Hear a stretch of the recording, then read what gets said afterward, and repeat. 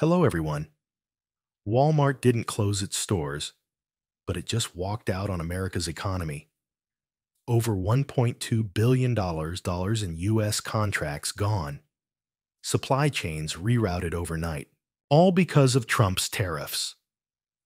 What was sold as protection for American jobs is now driving the largest private employer to offshore everything from toys to tomatoes. And while Trump demands they eat the tariffs, Walmart's quietly gutting the heart of Main Street. The fallout. It's already happening. But the real shock is what comes next. In the first 90 days of 2025, Walmart slashed domestic contracts and issued over 200 new orders to foreign vendors, particularly in Vietnam and India, according to trade data analyzed by Bloomberg. The shift followed Trump's April executive order imposing a blanket 10% tariff on all imports, with elevated rates up to 30% on key categories like electronics and toys. Walmart's board concluded that the domestic sourcing model was no longer sustainable. "We are being priced out of our own markets," a senior logistics executive told the Wall Street Journal. While Trump framed the move as unpatriotic, Walmart's pivot reflects a broader trend. U.S. companies are quietly leaving, not physically, but financially. Walmart drops and it hits every aisle. By mid-May, price tags at Walmart had already surged. Telsey Advisory Group tracked a 42.9% increase in Barbie dolls, jumping from $10.49 to $14.99 within a week. CFO John David Rainey warned CNBC that June would bring much more aggressive hikes, particularly in school supplies, groceries, and electronics. A Switch 2 console that retailed at $450 is now forecasted to exceed $600, while a basic car seat rose from $350 to $450 in under 6 weeks. Economists from the Peterson Institute confirmed that 90% of Walmart's toy and baby gear inventory is exposed to tariff-inflated Chinese imports. Trump's public response: Walmart should eat the tariffs. But as Procter & Gamble, Mattel, and even Target echo similar warnings, the logic appears detached from operational reality. While customers face sticker shock, Walmart executed a logistics coup, replacing domestic suppliers with tariff-neutral partners in Latin America and Southeast Asia. Internal memos obtained by Reuters show procurement teams fast-tracking contracts in Mexico and replacing U.S.-made aluminum packaging with fiberglass to sidestep metal import duties. The company's Grow With Us initiative reallocated over $1.2 billion in vendor contracts abroad during Q2 planning alone. Retail analyst Dana Telsey noted that this wasn't just avoidance. It was systemic restructuring. Walmart is no longer just reacting to tariffs. It's designing a business model that assumes tariffs will persist. And with 80% of toys and nearly all baby gear still produced in China, Walmart's offshore redirection is more about insulation than ideology. Sources confirmed to Bloomberg News that Trump erupted in a closed-door meeting, reportedly calling Walmart's leadership traitors to the American worker. On Truth Social, he demanded the company absorb the costs and stop blaming tariffs. Commerce Secretary Howard Lutnick echoed the call on CNN, asserting that companies and countries primarily eat the tariff. But this view sharply contradicts data. The National Retail Federation estimates tariffs added $31 billion in additional consumer costs from January to April 2025 alone. Former Treasury Secretary Larry Summers called the administration's position economically indefensible.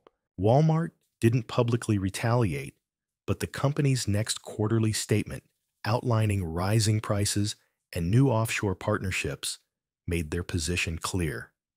And the ripple didn't stop there. Let's snap this into focus. Walmart's supply chain reconfiguration was never about headlines. It was about survival. In just 2 months, over 100 U.S. vendors lost Walmart contracts per Reuters as overseas procurement rose by 23%.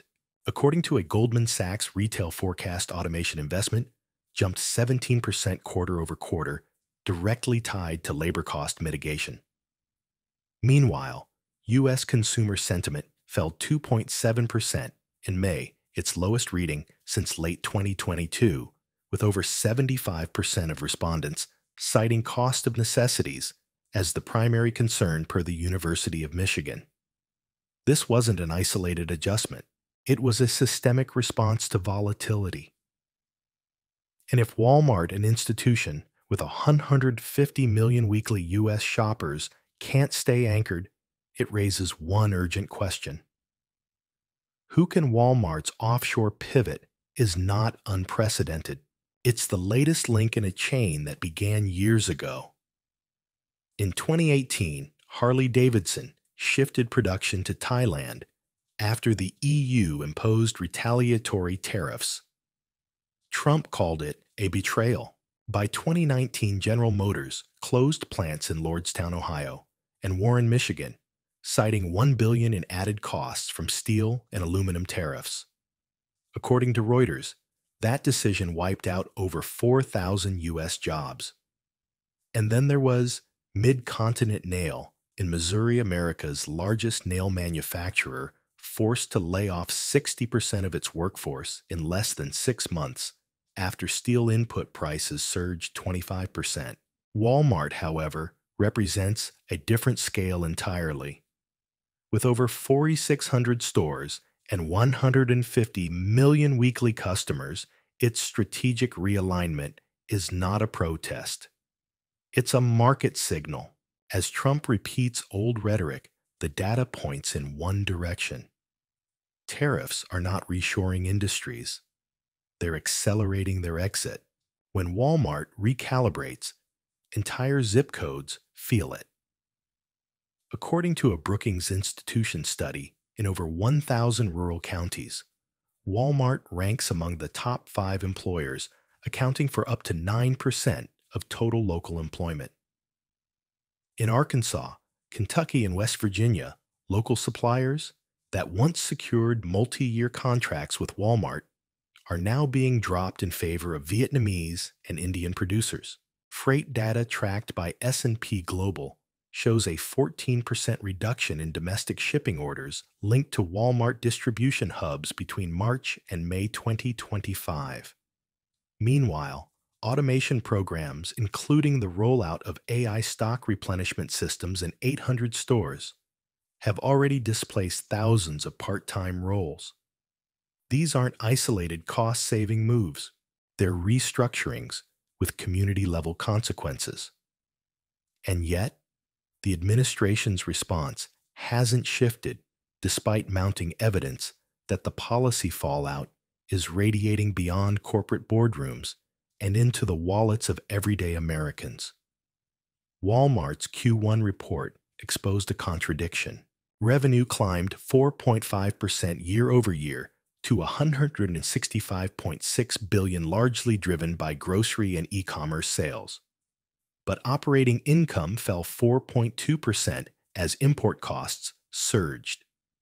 The company acknowledged pre-tariff stockpiling of $2.3 billion in merchandise, a temporary buffer, not a strategy. CEO Doug McMillon told analysts, "We can't absorb rising tariffs indefinitely without passing them to consumers." In fact, the average price of general merchandise rose 9.8% from February to April, according to BLS data.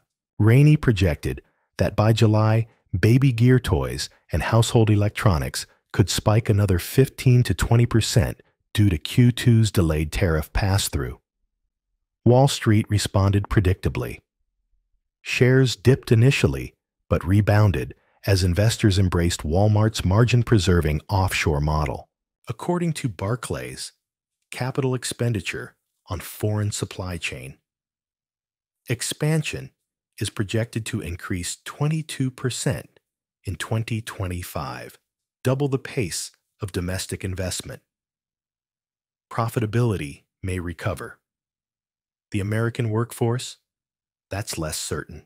The administration's response so far suggests escalation, not recalibration. Bloomberg reports that Trump is exploring punitive re-import tariffs of up to 35% on U.S. companies shifting manufacturing abroad. The move would likely violate existing WTO trade obligations and trigger immediate retaliatory measures from trading partners, risking a cascade of legal disputes. Meanwhile, Commerce Secretary Howard Lutnick doubled down, telling CNN that tariffs are patriotic tools, despite consumer inflation rising 4.1% year over year as of April per the Bureau of Economic Analysis. Economists warn this approach could produce stagflation, especially if Walmart stalls its domestic store expansion or pivots further toward online-first operations. And it may already be happening. According to J.P. Morgan, Walmart has paused plans to open 150 new rural locations initially announced in 2023, instead redirecting logistics investment into Southeast Asia. So the question isn't whether Walmart is leaving, but whether Washington is pushing it out faster than anyone predicted. Walmart didn't declare war. It simply stopped playing by rules that no longer worked. When a retailer with more customers than the U.S. public school system begins offshoring en masse, it's not ideology. It's math. Tariffs haven't delivered the promised manufacturing revival. They've delivered sticker shock supplier collapses and a silent exodus. This wasn't a protest. It was a verdict. And if the biggest company in America just ruled against the system, how long before the rest follow? So now the question isn't whether Walmart is leaving, but whether Washington just gave every other giant a reason to go too. Should companies be forced to absorb tariffs, or is survival strategy fair game? Drop your thoughts in the comments. We're glad you're enjoying this video. Please like and subscribe. Check out another video that is now on your screen. Goodbye, and see you again in the next programs.